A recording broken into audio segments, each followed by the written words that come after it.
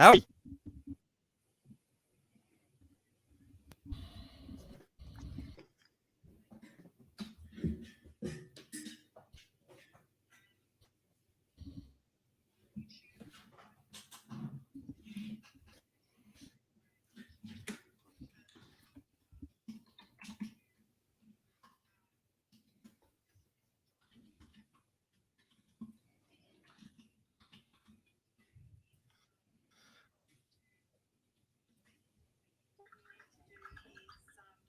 Hear what we've got to say.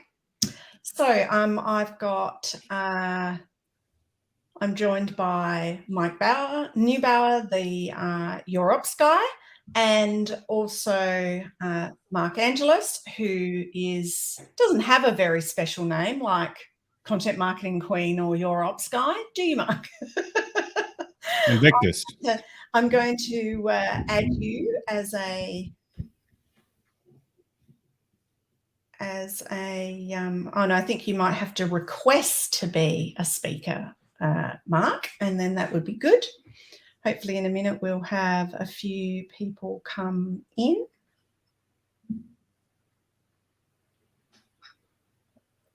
Sent you the invite for co-host. Okay. There we go. Cool.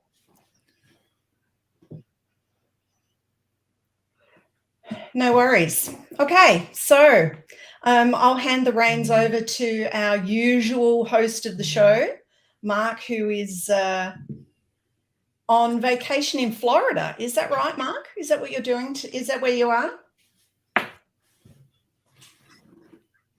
Ah, perfect. Perfect. Excellent.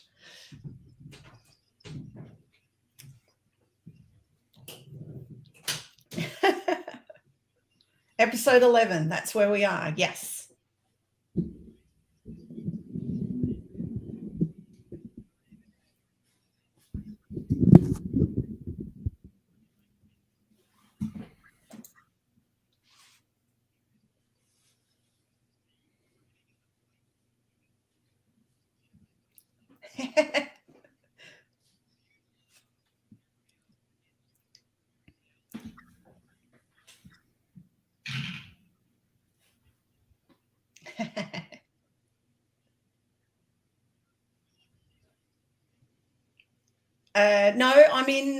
No, I'm in the UK still.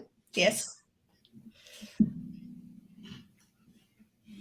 No, next week I'll actually be in New York, so that's going to be interesting. I'll actually do it at 4 o'clock next week, the real time. So that'll be cool.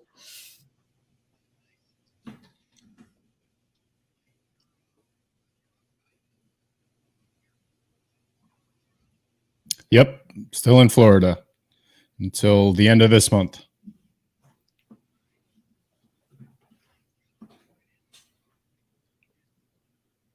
No, let's fire it up.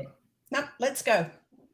And we've got John and Jim. Welcome, guys. Thanks for turning up.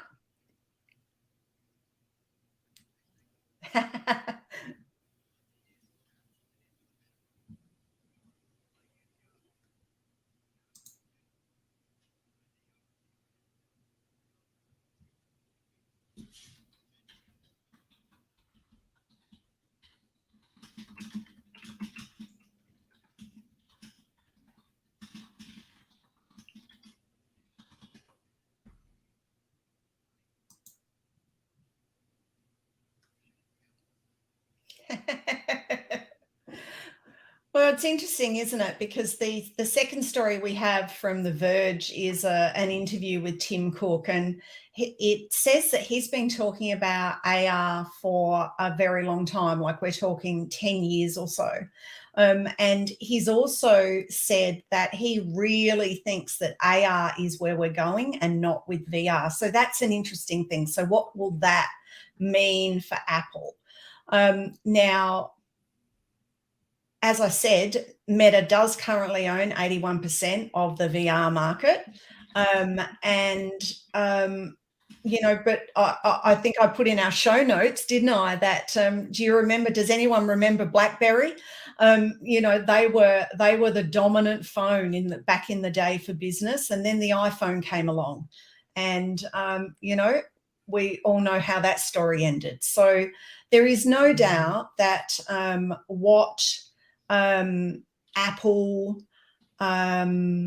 produce is top quality. Now they're saying that the AR headset is likely to be around the $3,000 mark, so that's really expensive. When the first iPhone came out, it was also really expensive for a phone at the time, and they've just gotten more and more expensive, yet people are buying them more and more. It's a badge of honor, isn't it, now, to be an Apple user. And I just, they make really good stuff. They know how to market it. They have a group of raving fans out there waiting for them to come along with something. And I think that's what will happen.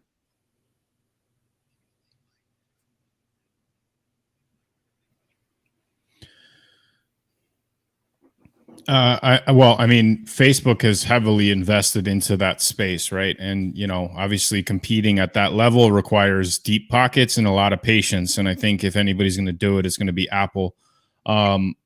The issue that I see is that obviously there are still hesitancies. There's cost barriers that are associated with breaking into that space. But we all know that Apple, way more than Facebook, has a cult-like following. People will camp out around the block just to get the first whatever and figure out that it has all sorts of different issues. The integration with all other Apple products, I think, is going to make it unique to something like Facebook. Over time, I think there'll be some sort of an overlap. They'll just be jousting for the hardware, but I think a lot of the software technology will be compatible. Apple is going after the metaverse. Is it? I mean, there's a way I do agree with that. I feel that Apple is, I don't want to say losing their way, but this seems like we've watched Facebook make hot. So it did 2-3 years make the difference. I made this argument when Facebook changed their name to Meta. Like, this is the biggest company the world has ever known, the most profitable company, and they literally just changed their name to this overnight. That has to have some sort of an impact on the way that the market's going to work itself out. And if people are going to invest into following suit on that trend, that's going to take time, right? So just because this announcement is coming out now doesn't mean that the investment and the time allocation hasn't been put in for several months, if not years, by this point. For several months, if not years, by this point. I feel that now the fence. I think the thing though is that but I could be are wrong. they going after the metaverse, or are they just going to tip their toe into the water, go, here we are, and then see what happens, and then be ready and position themselves to take it by storm when people start talking about it in 3 or 5 years' time? Is that maybe what's going to happen? Here's my concern. Tim Cook, unequivocally a great CEO. He's done a good job, especially in the footsteps he had to fill. But is he the guy for innovation? But this is now like you're banking on the person's ability to recognize how the market will develop. I mean, Zucks, you don't have to like him, but Apple is doing something that's relatively new to them, and I don't know how much money they'll put into it. If they're fully committed, I'm firm.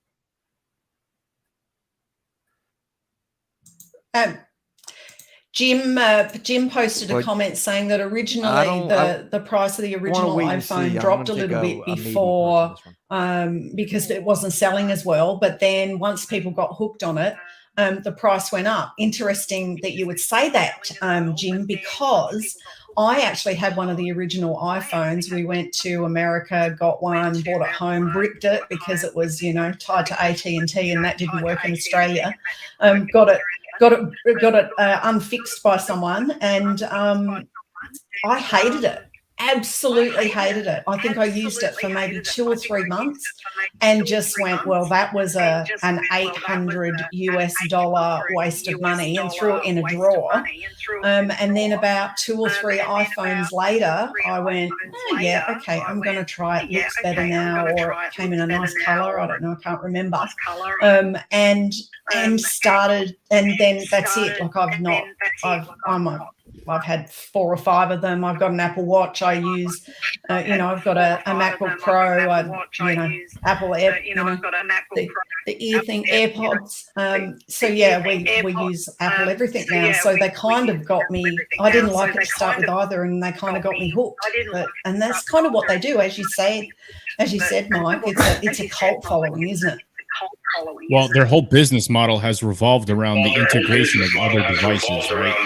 One device goes into the next, and the synchronicity across all these devices is really what separated them from really any other platform out there. Android came in and tried to do the same thing with, with any kind of Windows related applications. They've pretty much been very competitive in that regard. But, you mentioned BlackBerry at the beginning. Do you recall what was before BlackBerry? Palm Pilot. There you go, man. Actually, I dug one of those up that I got when I was in high school, and it was the greatest thing ever. I couldn't. The ability to do what that thing had at that time was nuts. And again, where did that end up? It ended up nowhere. Look, getting back to where this VR element is, I think that when you stuff people in their homes and you force them to not leave, and there's isolation elements around society, VR, it sounds very sexy, right? It has the ability to link people without the ability to leave. And now that is really somewhat of a thing of the past, and we're starting to venture back into the way that life was like in the before time. It doesn't really seem as much of a viable play, which means that it was very trendy. And rather than saying Apple's making a mistake in going this direction, I'm almost inclined at this point to argue that Facebook made a mistake by going all in at that moment. I don't think so. I think we're slowly but surely waning ourselves out of that moment. And that's a good thing, right? We don't want to be stuck with, a screen 3 inches from our eyeballs. Well, I think that's why he's saying he thinks that mass adoption's 10 years away. Yeah. Well, do you recall when Facebook went all in on this, that they weren't only pushing VR goggles, they were pushing the AR glasses? Yeah. Okay. Like, I do. What happened to that? I haven't seen any indication on, I haven't seen somebody chasing a butterfly crossing a street and getting hit by a car yet. So like, I think people are starting to recognize this technology integration, the impact it's having on their own lives. But let's shift the focus to a business perspective. Business and advertising opportunities in the metaverse was unique. It was different, but the point of purchase and conversion was not yet there. And until we get to that point where, you can easily go in, set up shop, have things that are available for purchase, almost like a virtual mall set up by Amazon, then, it might not get to that point in the VR space. Right. I think I'm going to go with on this, Mike. I think that, in my opinion, we're early, but I think here, folks, for reset in the room, we're talking about Apple entering the metaverse with a VR headset. I do believe it's early, but I won't challenge on it, Mike. I think you may be right. It's definitely, we're better off world, and we're not in that moment for sure. People know what it is now. But I agree with you. Yeah.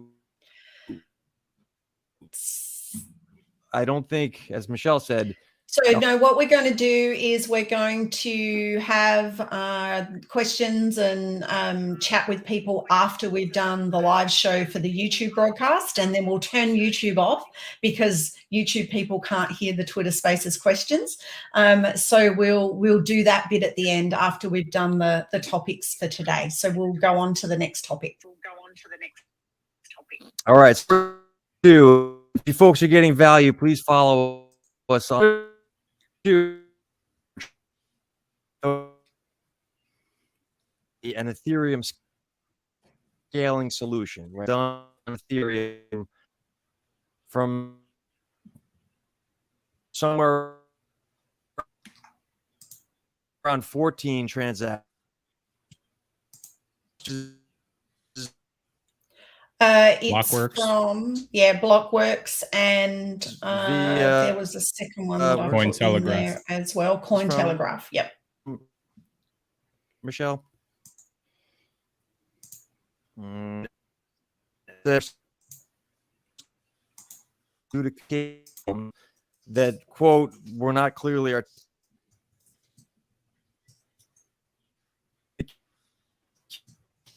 accused of dumping tokens, which are meant to be locked in during. They did a DAO airdrop match properly, but we'll start. Well, I mean, with you, Mike, because let's rewind for a second. This is still a very new layer too, right? And, you know, it seems like speed is the name of the game and who's going to be the fastest and the most inexpensive. And, you know, it's great to see these layer twos pop up. There's still very much barrier to entries on them. As far as the tokens and all the DAO and everything is concerned, I mean, all of this still revolves around the central point of a community, and that's communication. Right. If you're not really upfront and, you know, straightforward with what you're doing with assets of the community is going to bail on you. And that's where these ripples turn into tsunamis. And, you know, I think that if they are going to make moves like that, they need to be upfront. They need to explain to people. Obviously, in a DAO, you want those people to have a say in what's happening. But, you know, is this cause for alarm? I mean, I don't think so. I mean, they're not the first ones to, you know, take a staking, you know, and then go out and spend certain elements of that without having the proper backing associated with that. I believe the central bank does that every day. So, you know, is this the one big advantage that I guess they have is that they are tied to Ethereum. And I think that's going to be a huge safety net in determining where this ends up. But I don't see this being a crippling effect for them whatsoever. Big advantage that Well, it's you know, it's another example of things that we've talked about before, isn't it? About building an audience and turning it into a community, and then, you know, acting like a real business. And when you know, there are precedents to this. So there are people who have created other DAOs, and the DAOs have votes, and the votes are the outcome of the voting is what is supposed to be what determines what happens with the DAO. So you know, the team in charge of the Arbitrum DAO put a vote out to the community and then didn't actually like what the vote was. And so they kind of went, oh, yeah. And they tried to really backtrack from it and say, oh, we were just sort of trying to ratify a decision that we'd already made, et cetera. And then there's some stuff going on with regards to team tokens and stuff like that. This type of thing is where, you know, crypto or Web3, it gets a bad name and is still, you know, a bit like the Wild West. And we've talked about that on other episodes as well.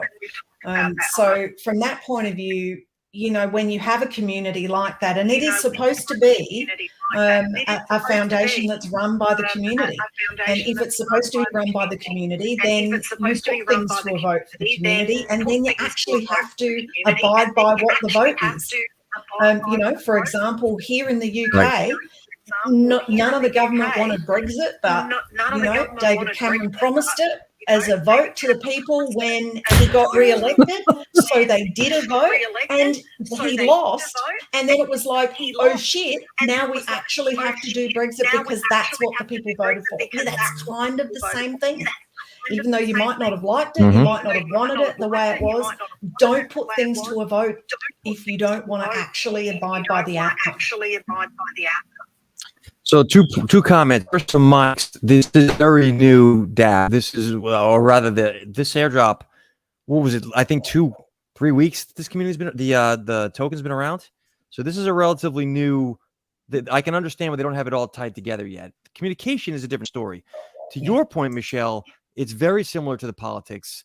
When I see the words community backlash, the hair on the back of my neck stands up. That's not a community, right? That's the whole purpose. And Brexit was a great example. If the people want it, and in the case here of Arbitrum, 70% of the folks voted against it, and they get it shoved down there, that is the end of the community. Now, I'm not saying that'll happen here. I think this is an early misstep and they'll weather it.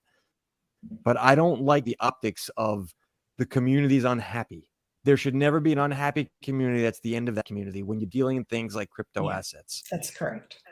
Absolutely. Well, you're never going to please everyone, right? So, you know, I'm not, you know, I'm part of many communities that, you know, I'm not in completely enthusiastic about, but, you know, I think that, again, over time, this is going to iron itself out. I don't think there'll be too many issues that they're going to have to worry about. Look, as long as they can address the concerns and make sure that, you know, moving forward, people have an understanding of what their role in this DAO really does mean and what kind of say it ultimately leads to, this will just be an issue that they dealt with at the beginning that got solved. Right. Yeah, I mean, we'll see what they do. I think that this is an important opportunity for them to handle that communications misstep. How a company handles the mistakes often shows more about the company. Michelle, final comments, or I'll move us to the next story. Sorry. No, next story. Nope. For those who are listening, we usually do this with visuals. It's much different audio. For me, it's a little bit. All right. So off of Decrypt, another big brand dips its toe into Web3. Iconic fashion brand Ralph Lauren has opened a concept store in Miami, Mike, that will accept cryptocurrency payments. So they're going to be this company now. Ralph Lauren wants to be focal point for the local Web3 community. For those who aren't aware, NFT Miami was last week. And so there's a whole movement now, companies moving into the DGen community, as they call it. This Ralph Lauren, their Web3 effort will accept Bitcoin, Ethereum, Polygon, and Doge. We'll start with you, Michelle. What are your thoughts around this? Well, given the next story that we have, which is about Doge and Twitter, I had to laugh out loud, quite loudly in my office, actually, when I saw that they were going to accept Dogecoin. I mean, you know, there's a couple of things. NFT Miami Week, or whatever it's called, NFT Week Miami, finished on Sunday. So there's been a lot of people in Miami who have been talking about Web3 and NFTs and DAOs and all of that. I heard that it was quite good, as opposed to NFT LA. Apparently wasn't as good, but there's been good reports out of NFT Miami.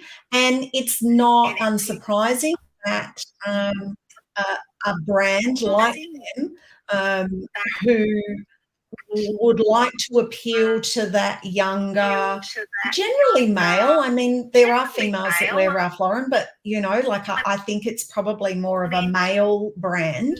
And, you know, they've said that they want to tap into the DGen community, or DGen. How do you say it? I don't know. I think it's probably more of a Is what they usually hear. You know, like I think it's probably what I was going to say was that I reckon they probably were going to open a store anyway. And what they've thought is, hey, how about we do it a little bit differently and we see if we can tap into the crypto Web3 universe at the same time. And I think that that's what they're doing here.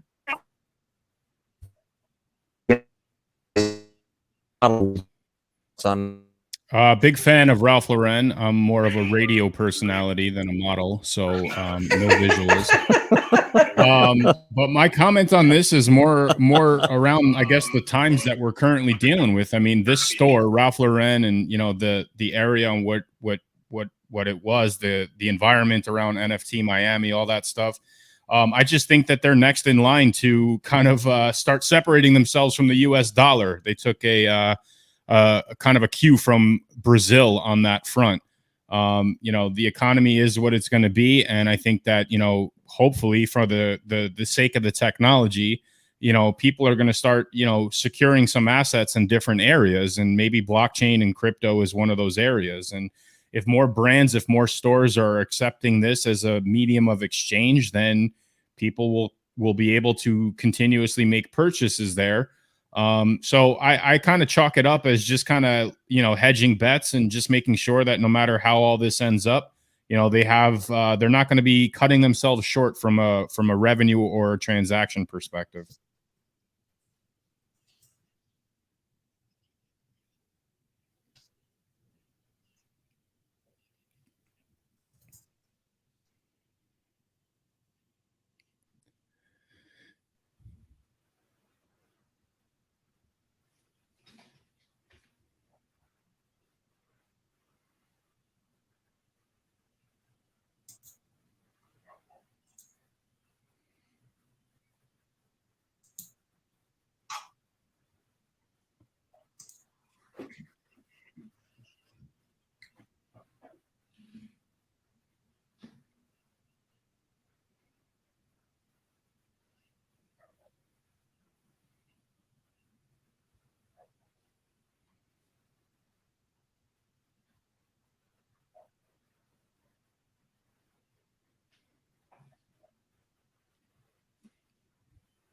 Well, it depends how they play their marketing cards, man. I mean, we'll use NFTs as an example of a utility within the Web3 technology, but they can easily create membership portals, they can create voucher coupons, they can create specialty style lines based around who holds specific tokens. I mean, there's an entire marketing play in this opportunity as well. And we mentioned this many times from the business perspective, a collaboration effort. Polo is a major sponsor of, tennis matches and, tennis tournaments and things like that. Like there's opportunity for people to, either have, specific tokens that are allocated within the Ralph Lauren network that could easily be exchangeable for some of those other partnerships. And I think those are real marketing opportunities that once we start seeing them in practice, they're going to catch like wildfire.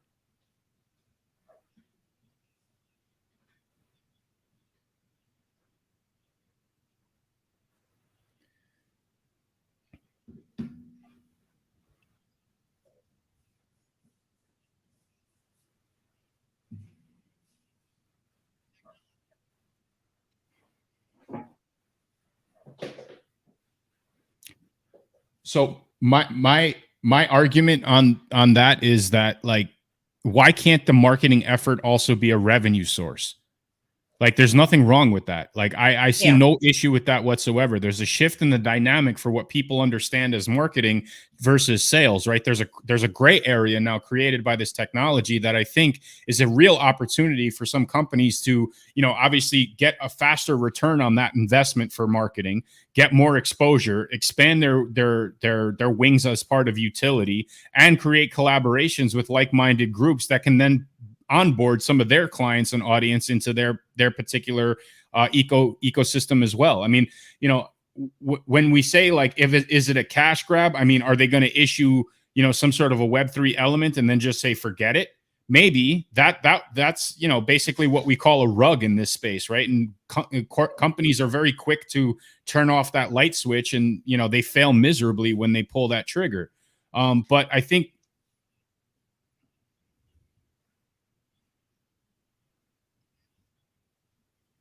And okay, they got, what did they offer for that? Yeah, but they also got, badly burnt by that, didn't they? People didn't like it.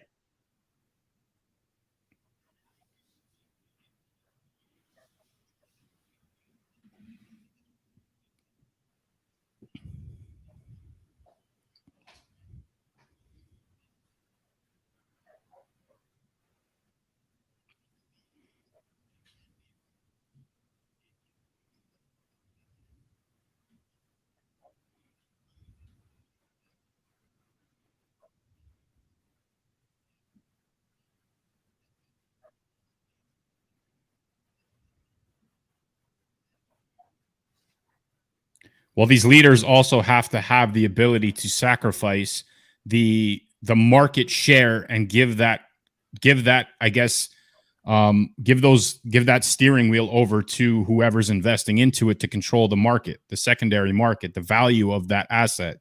It's their responsibility to continue to provide value, but ultimately it's the community that's going to sustain that value in whether they hold it or they sell it.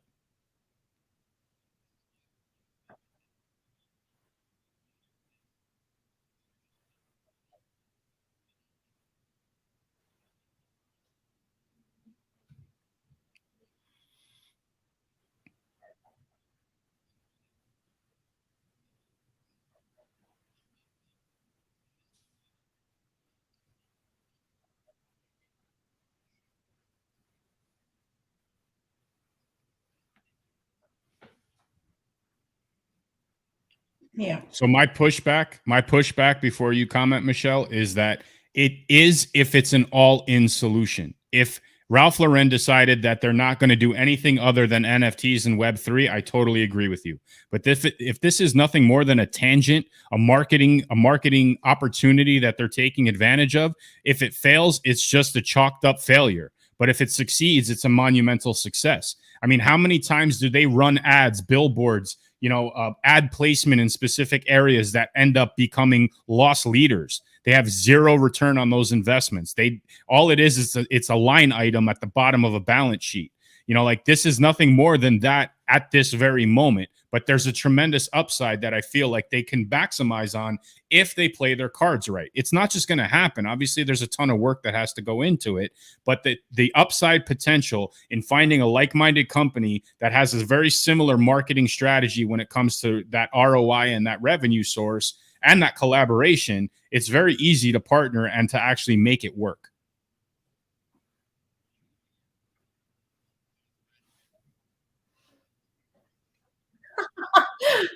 I haven't worked for Ralph Lauren. Mark, just quickly, you've dropped out of the StreamYard stream. So just so you know, maybe if you come back for YouTube so people can see your beautiful face. Look, we've talked about this before, haven't we? There's been various companies who have, dipped their toe in and they've been trying to, they've been trying on the Web3 suit, sort of a suck it and see kind of thing. And they've been trying to work out what to do and how they can do it. It's early days, as you know. Some have been really good, like Starbucks Odyssey program. Some have not been very good, like the Porsche NFT drop that they did. And so I think that, as I said before, Ralph Lauren were probably going to be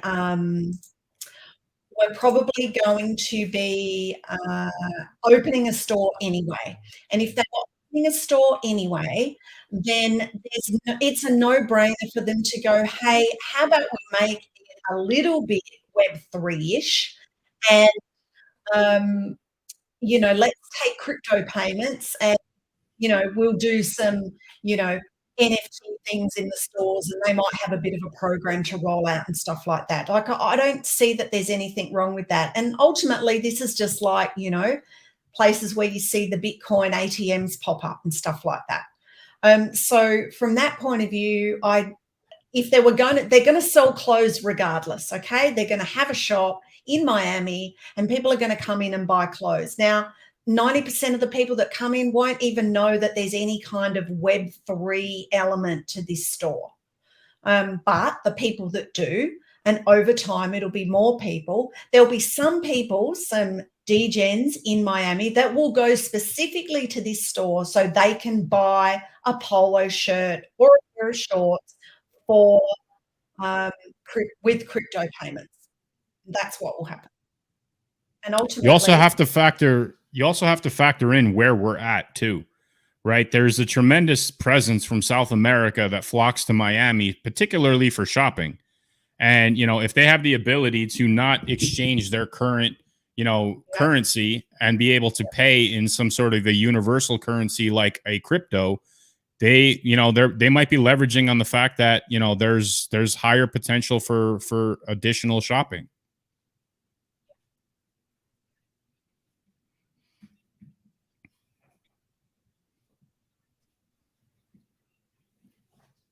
Oh, no, I don't think so.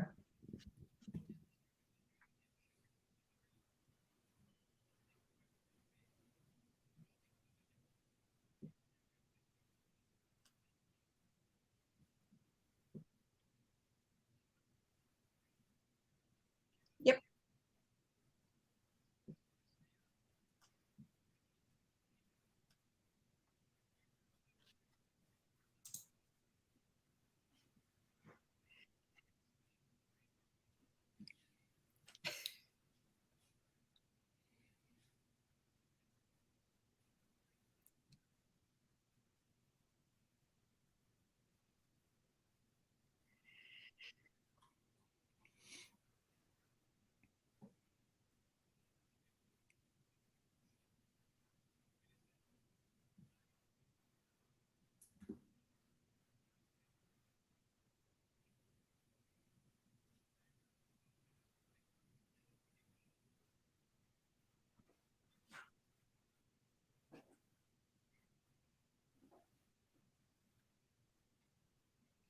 Well, apparently it was a bet, or he had some deal with someone, and he said that he'd change it, and he did. And it was really weird because I think not long after it happened, I logged into Twitter on my phone and saw the Doge logo and kind of did a sort of an about take and went, hang on, what's that? And then didn't realize, just kept doing whatever it was that I was doing. And it was really quite hilarious. Then anyway, you hear the rest. Now, as we're talking now, it's still up. So how long is it going to be up for?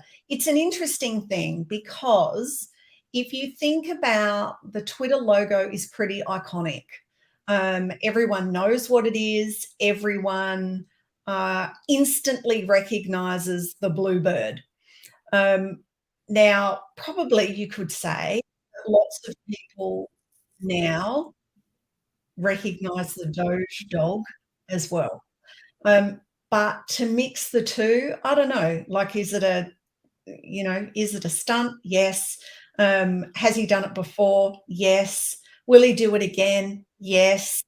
And yeah, I thought the futures contract stuff was interesting. And Mike, I thought that you might have a take on that better than Mike or I might in terms of the fintech stuff. No, I'll go for it.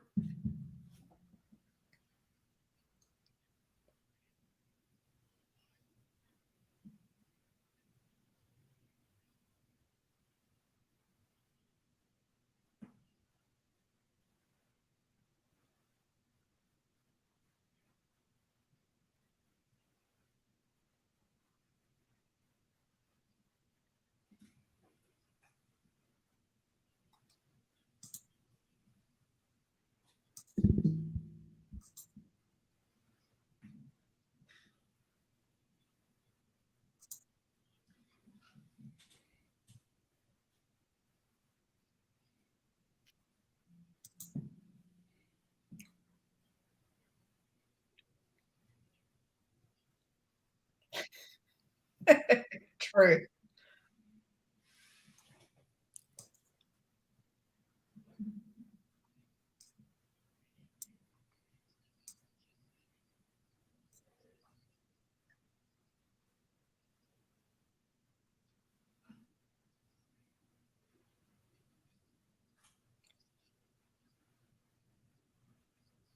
Yeah.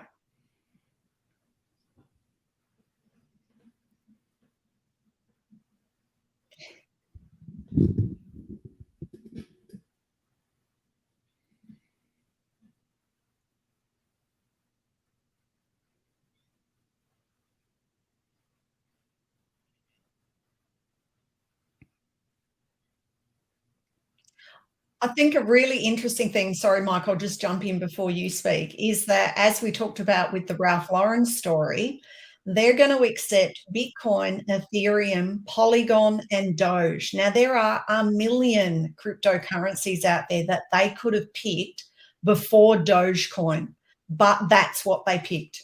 So, it's coincidentally, within the same sort of couple of days, Elon does this and Doge goes up, whatever it was, 37%. And, like the charts, go and Google the chart if you want to have a look at the mountain climb of a vertical roller coaster that was the coin price.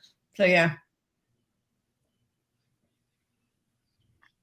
Well, when I first saw this, my initial reaction was, I really don't give a shit. I'm not going to lie to you guys, because he could do whatever the hell he wants. But the manipulation, the market manipulation that this guy has done in crypto since the beginning, like it's night and day. And for the record, I'm a huge Elon fan. I think that, he's done amazing things in all of his different ventures. He's a brilliant, brilliant entrepreneur. And, frankly, if he is going to start seeding out hints like this, I think it's a good thing, because it shows the I guess the longevity on where his plan is to go with Twitter. But we are talking about such a volatile crypto market that can change in 2 seconds. The fact that there's futures in that conversation makes me question other people's ideas on what's going to happen 10 years from now, let alone 10 seconds from now. Because all it takes is for a guy like that with extremely deep pockets to buy a ton, drive up the price, and then sell a ton and tank the price. And he's done that many times, particularly with Bitcoin. So, again, at the end of it all, we talked about this last week with Tron, right?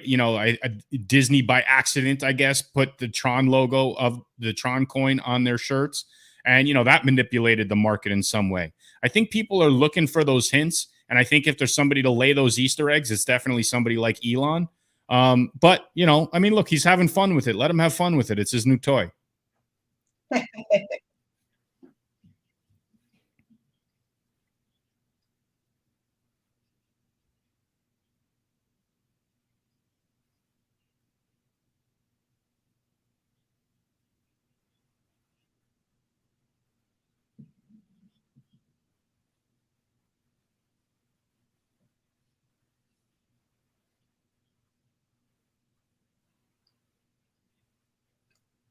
But he knows what he's doing, though, Mark. Oh, of course. Absolutely. And, as I said, like it's of all the, what's that Casablanca saying? Of all the gin joints in the world, she walked into mine. Of all the cryptocurrencies in the world, he has played with this one many, many times. It is like his toy that he picks up and puts down on occasions. And, I don't think Ralph Lauren taking Dogecoin as payment is a coincidence.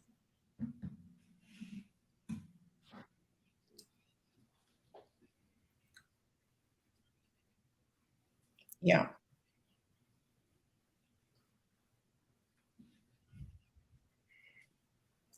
No, it was Bitcoin. It was Bitcoin. Yeah.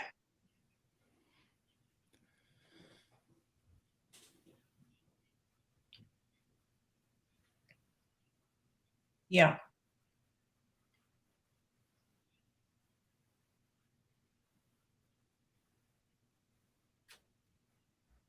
Yeah.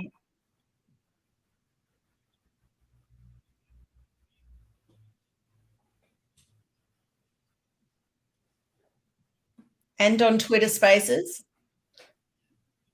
Twitter as well, I mean. Not Twitter Spaces, Twitter.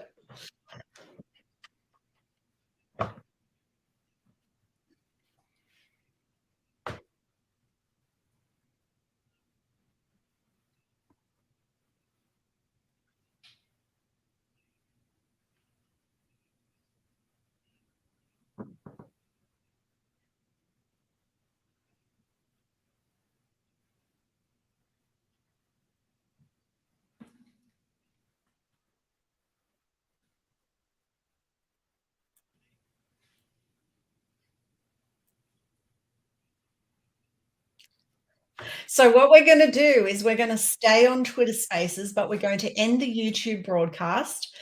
So those people later or whatever who listen on or watch on YouTube, because they like to look at our beautiful faces, they need to just hop over to Twitter and follow us on there and join the spaces if they're looking now or later on.